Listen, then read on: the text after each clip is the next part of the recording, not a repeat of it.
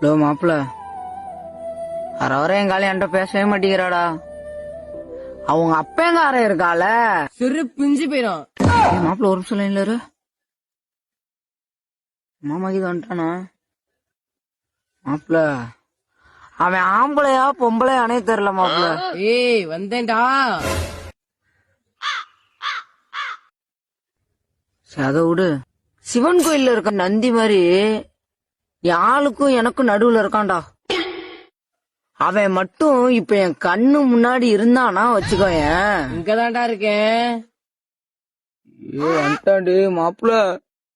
என் மாமன் இங்கதான்டா இங்கே இருக்கான். ஏய் நின்றா. ஏய் எங்கே வரேன். ஏய் தப்பலே வரேன் ஏமாத்திட்டீங்களே. அங்கேறா வரேன்டா, அங்கேறா வரேன்டா, நின்றா.